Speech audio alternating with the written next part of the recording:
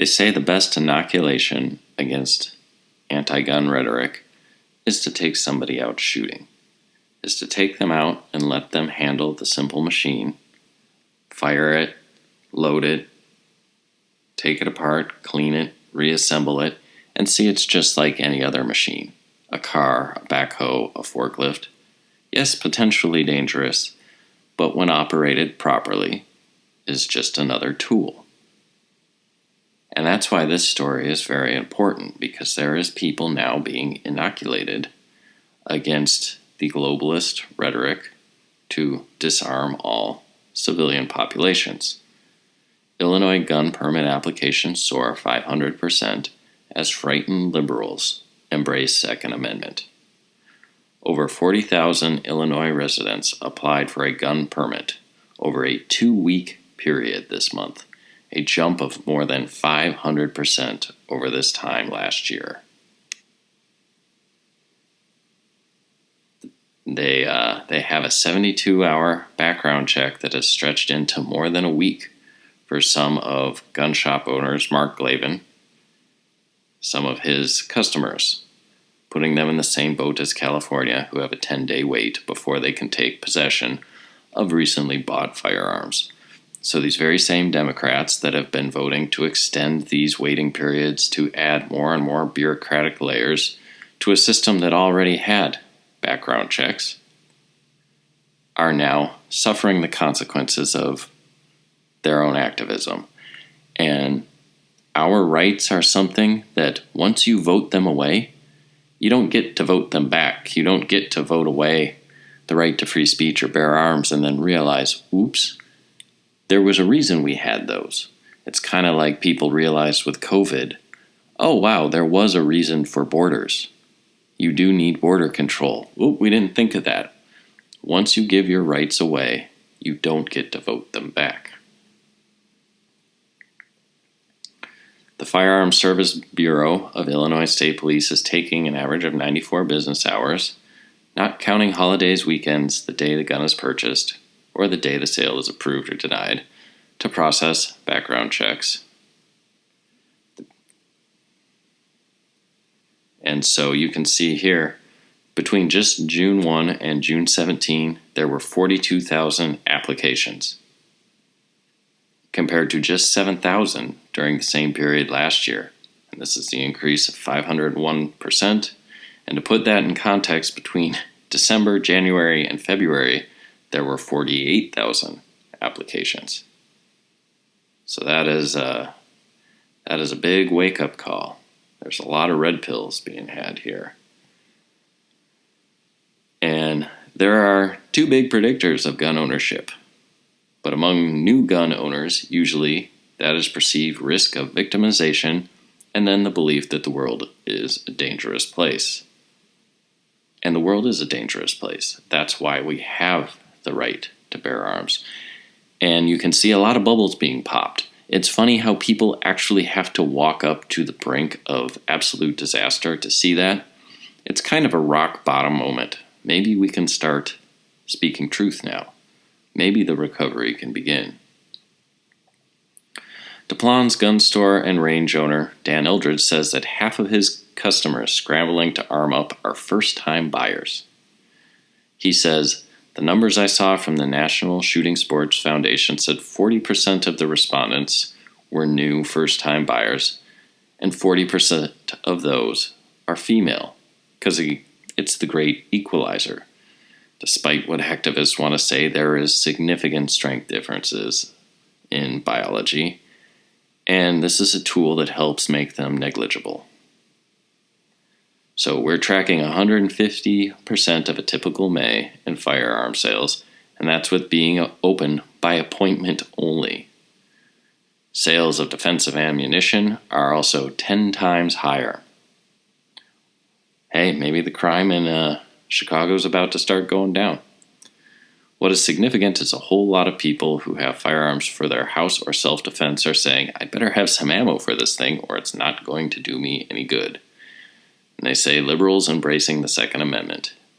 University of Illinois at Chicago Associate Professor of Political Science Alexandra Filandra says there's plenty of research and anecdotal evidence that many of the white first-time gun buyers identify as political progressives who are now reaping what they sow. And how can you blame them? I mean, yeah, you can blame them, because how could they not see this coming? But of course they're afraid. Of course they're afraid. Further evidence, you can see him talk about, I have seen the emergence of a new class of students seeking training, anti-Second Amendment liberals. You know, I wonder if that guy that stood out at Trader Joe's for like 3 months garnering signatures for the I-1639 bill here in Washington State has had a revelation with the Chaz cropping up just less than 100 miles away. Carrie Lightfoot, founder of the popular shooting blog, The Well-Armed Woman, said there's nothing hypocritical about changing your views when the world around you is changing, and she's not surprised women make up a good portion of these new gun buyers. Women have always understood they are at a disadvantage when it comes to a male aggressor who will likely be taller, heavier, and stronger. Now we are all shaken to our core by world events, which is why it is only natural women are arming themselves. I am seeing women come to gun ownership who literally just weeks or months ago were opposed to people owning guns personally. Worldview shattered, bubble popped. Lightfoot said, sometimes it is in moments of personal need and through our personal concerns that our life's context changes. Please don't wait for guys like me to say I told you so. You can't just go along with ideas because they're popular or trendy or chic. Like, you can either seek truth or you can serve power. And if you serve power, you're going to pay a cost that you can't even imagine.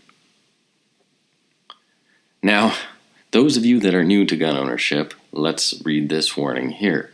First-time gun owners are 8 times more likely to accidentally shoot themselves because they lack training. Please, now that you have the tool, learn how to use it. Learn how to use it safely.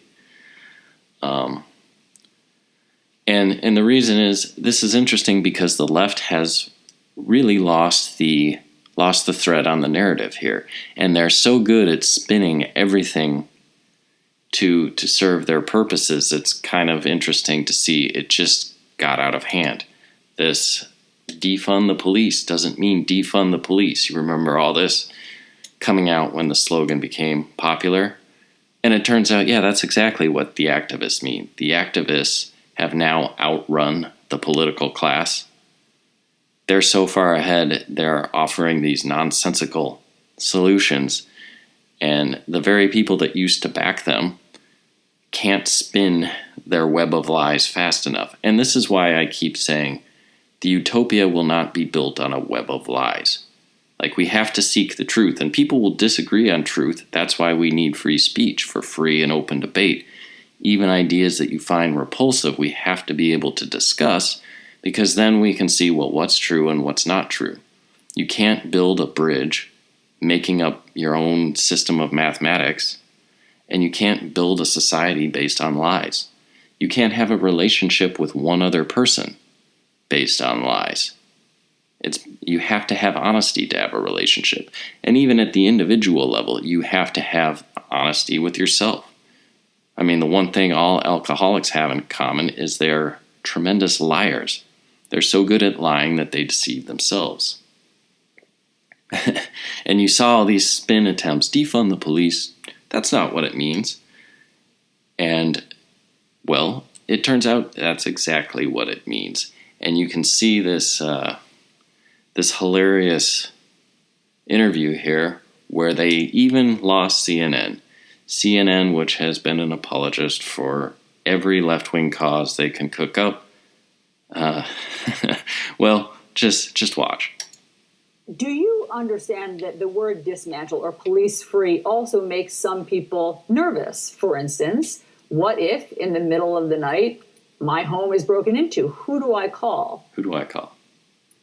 Yes, I mean, I hear that loud and clear from a lot of my neighbors. And I know, and myself too, and I know that that comes from a place of privilege. I know that that comes from a place of privilege. I know that that comes from a place of privilege. I know that that comes from a place of privilege, because for those of us for whom the system is working, I think we need to step back and imagine what it would feel like to already live in that reality, where calling the police may mean more harm is done. And so in the very immediate, we have to lean into whatever changes we can make in our existing police department. You know, I think we look to cities like Camden, New Jersey, that completely restructured their department as we build up systems. And we've already done that. We are not starting from scratch. We have invested in community-based safety strategies. We have knowledge in our community across the city. We've done an analysis of all the reasons people call 911 and have looked at ways we can shift the response away from armed police officers into a more appropriate response for mental health calls, for some domestic violence calls, for health-related issues. And so the groundwork is laid already in Minneapolis for us to build on that, to learn from folks around the world, but really also to listen to our community and put those community voices front and center as we build up those systems even further. On a political point, as a Democrat, are you worried that you have just handed President Trump a great talking point or slogan or battle cry for his reelection to be able to say, see, Democrats want to get rid of your police. First they come to take away your guns, as he says. Now they're taking away your police officers. Does that concern you? You know, that's why I said at the beginning that it starts with telling the truth. Does it? And I think we've been afraid of a lot of things, of those political dynamics, of what would happen in our city, you know, to have our police force hearing these kinds of words. And that fear is what we have to really work through, because, again, that's the fear that so many in our community are facing. That's the fear, that we see, not the violence. You know, from George Floyd's family, or the family of Jamar Clark or Justine Damon, who were also killed by Minneapolis police. They were criminals. Who have told us, we never want to see this happen again. And so those efforts that we have taken so far to stop this, to make sure no one is killed in this way, have not worked. So our statement is to try something new. Try something new. Try something new. Well, here's something new. You could try getting a job. Yeah. Just kind of interesting. I like the comments. These people are insane. 911. Yes, someone is robbing my house. The police no longer exist. But someone is robbing my house. Check your privilege. She belongs in a psych ward. Can't find the original. It's almost like they're hiding it. Isn't that weird? When a CNN anchor rolls their eyes at another liberal, it's bad. Yeah, this one is really bad. Dismantle and defund police departments means getting rid of it. That doesn't mean changing the police department. Words mean things. Yeah, talk about it. So funny, she says, we have to speak truth. Words mean things. Say what you mean.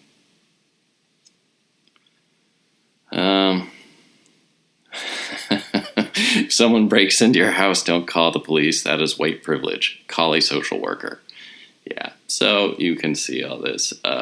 This is crazy. This is full-blown insanity. And it's what happens when you don't speak truth. It's when you serve power over speaking truth. And, you know, I'll keep saying it. The utopia, even though I don't think that is a possible goal, but at least a better society, but for brevity, the utopia will not be built on a web of lies.